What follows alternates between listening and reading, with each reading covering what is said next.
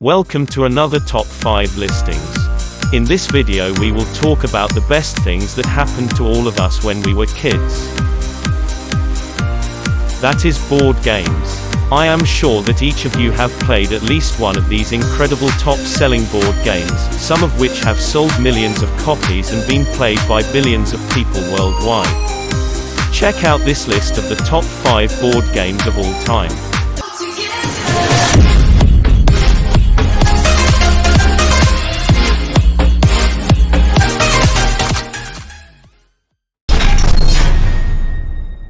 The Settlers of Catan puts players back in history to a time of voyages and discovery. Your ships have landed on the coast of uncharted territory and its name will be Catan.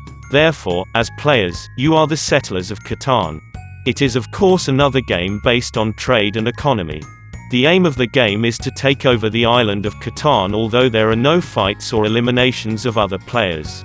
Instead, the players use the island's natural resources to build cities and trade goods with one another.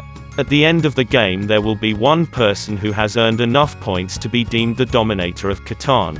While the goal is to have the most points by the end of the game, it is impossible to win without trading with your opponents and sometimes giving up valuable resources. This is where the strategy comes in. Pay attention to what you need and what your opponents need and form a strategy to ensure fair trading and ultimately win. Created in 1957 by Frenchman, Albert Lamouris, it was originally titled La Conquête du Monde, which translates to the conquest of the world. Parker Brothers then brought the game to the US and retitled it to a more appealing sounding Risk. The aim of the game, however, has always remained the same: to strategically eliminate your competitors and earn control of the board's entire territory. The game took off in the 1960s and was hugely popular among high school and university students around the globe. Its rise to fame was attributed to its challenging nature, which kept the minds of young students active and engaged. Although luck does play a little part in the outcome of the game, strategy is the ultimate key to conquering the board. Aside from Monopoly, Risk has been labeled as the best game for practicing and learning skills of negotiation and strategic interaction. Happy strategizing! Monopoly is one of the most popular games in the world. I'm sure almost all of you have played it at least once or twice, or at the very least have heard of it. Since its creation in 1935, more than 250 million versions of the game have been purchased and played by more than 1 billion people. Being one of the most popular board games known to man, it was officially inducted into the National Toy Hall of Fame in 1998. For anyone who hasn't played, Monopoly is a real estate-based board game played by up to 8 players. The main aim of the game is to be financially stable while simultaneously forcing opponents into bankruptcy. Each player moves around the board purchasing properties and building hotels which opposing players must pay to land on. As one player builds up their empire, the rest will slowly dwindle until there is only one player remaining with all the money. While chance can help you win or lose faster, it is essentially a game of strategy. The original game was set in London, however now, there are hundreds of versions of the game with many destination and movie themes. Stratego is a game where two opponents use pieces of opposing colors, typically red and blue.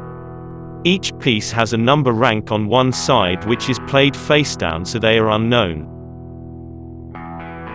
When a piece is moved to an opponent's square, the pieces are flipped, revealing the numbers, and the piece with the smaller number is eliminated from the game. In the case that the pieces are of matching digits, both are removed from the game. The ultimate goal is to remove all of your opponent's pieces or force them to surrender.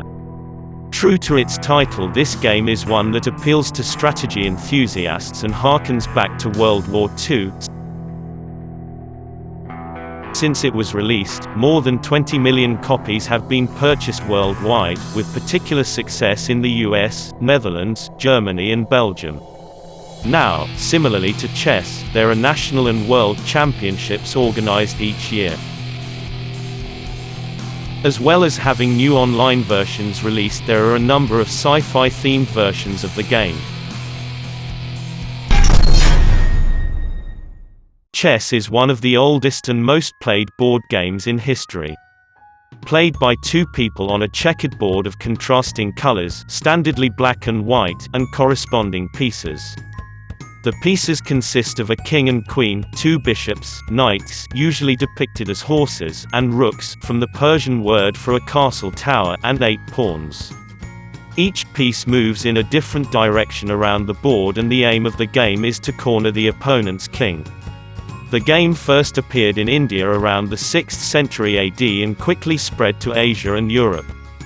It soon became known as a royal game due to its popularity amongst the royal family, and is still played exactly the same today as it was back then. It was during the 20th century that the game underwent massive growth, which led to nationwide competition and player sponsorships. With recent mass growth in technology, a number of apps have been created allowing people to play online, accommodating international games and competitions. I'm sure back when the game was founded it was never dreamed that it would become the phenomenon it is today.